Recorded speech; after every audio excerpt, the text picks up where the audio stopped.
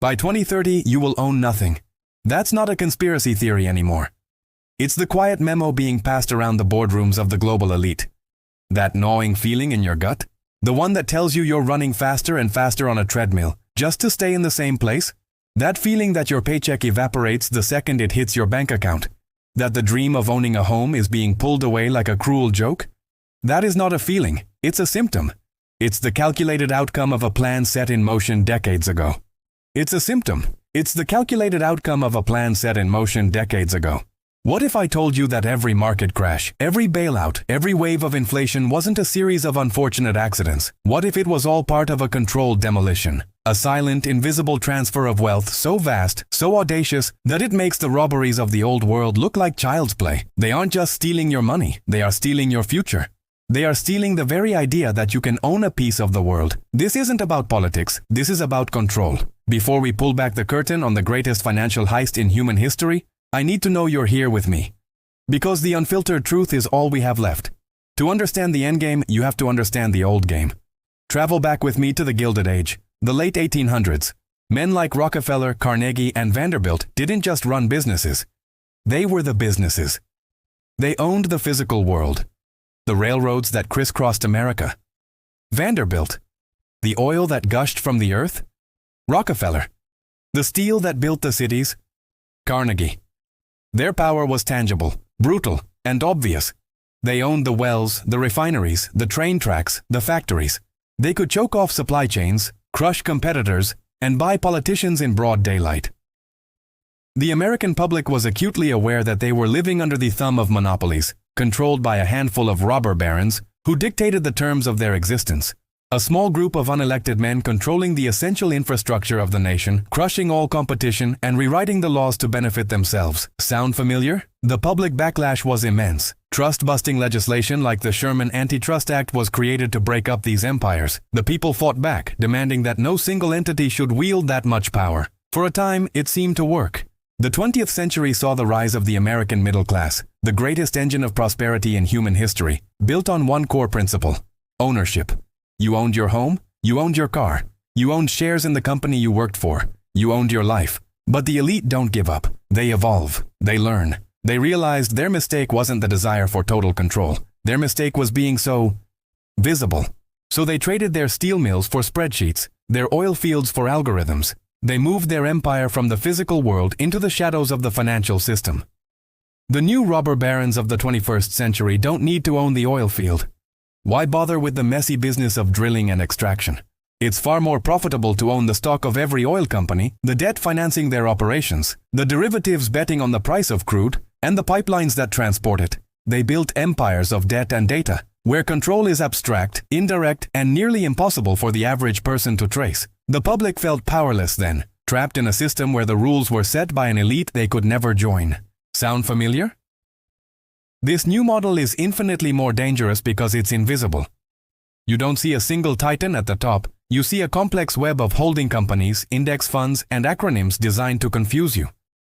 You think you have choice when you go to the supermarket, with hundreds of brands on the shelves, but trace the ownership back, and you find that the illusion of choice collapses. The same tiny handful of investment firms are the dominant shareholders in Coca-Cola and PepsiCo. They are the top owners of ABC, NBC, and CNN. They win no matter who you choose because they own the entire game board.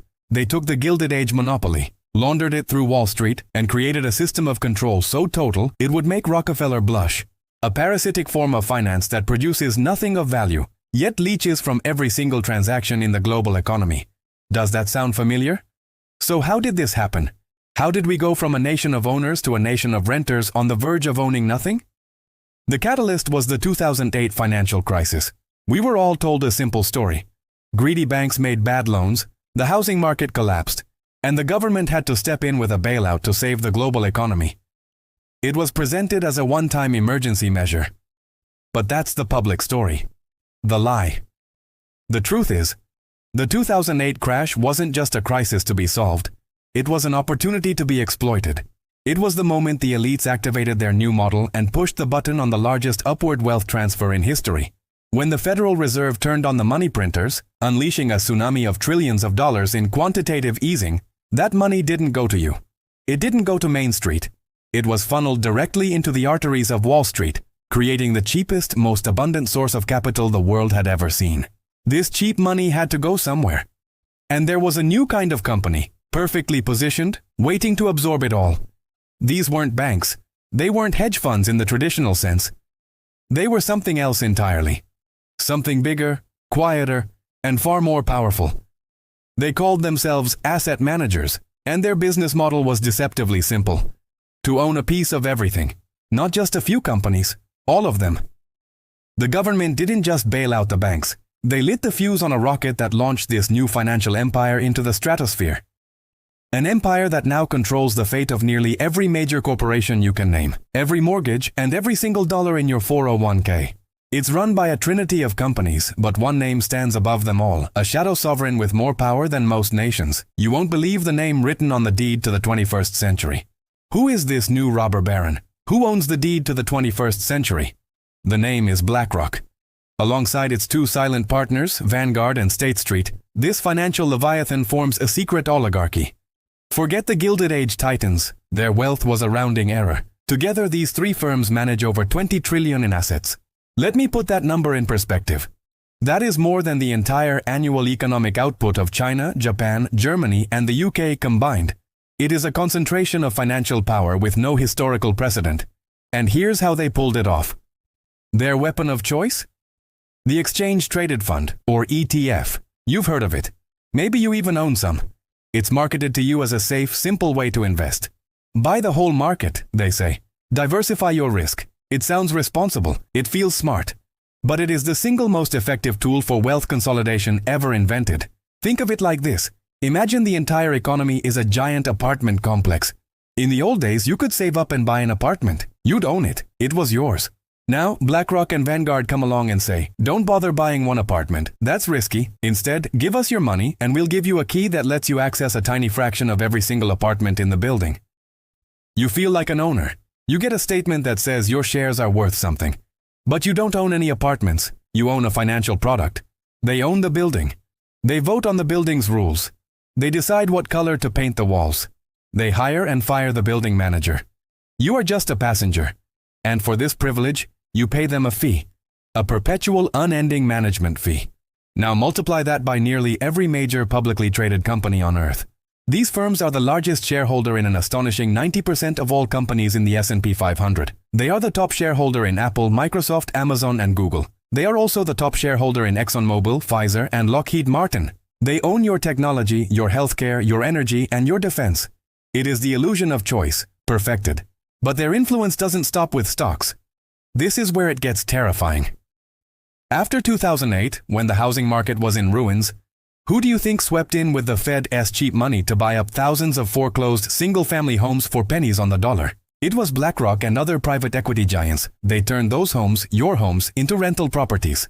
In some Sunbelt zip codes, these Wall Street landlords accounted for nearly 40% of all home purchases. They are systematically pricing the American family out of the market, transforming the dream of homeownership into a subscription service. You will rent your house from the same entity that manages your retirement account.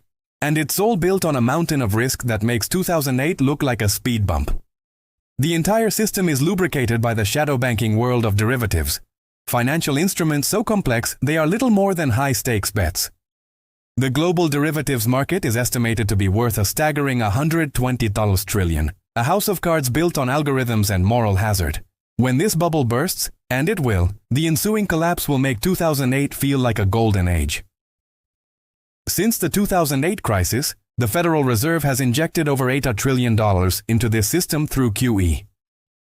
Every dollar printed further inflated this asset bubble and strengthened the grip of these asset managers. They use this power not just to extract wealth, but to dictate policy.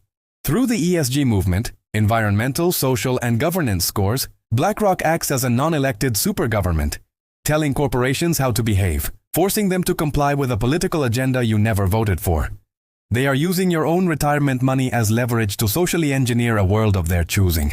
This is the endgame of financialization. A world where you don't own your house, you rent it. You don't own your car, you subscribe to a mobility service. You don't own software, you license it.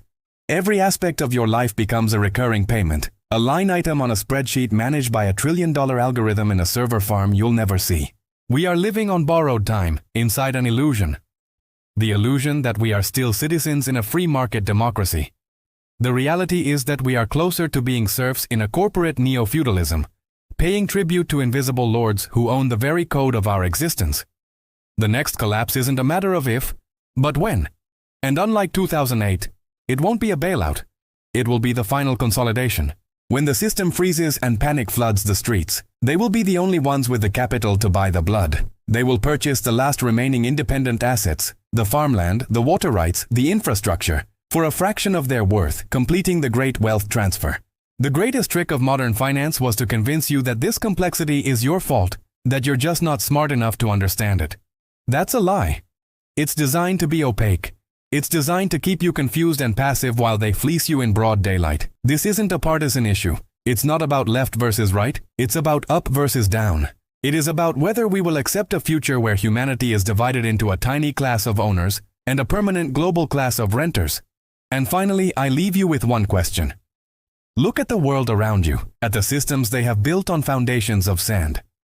Are we wiser now, or are we just walking the same path in better suits?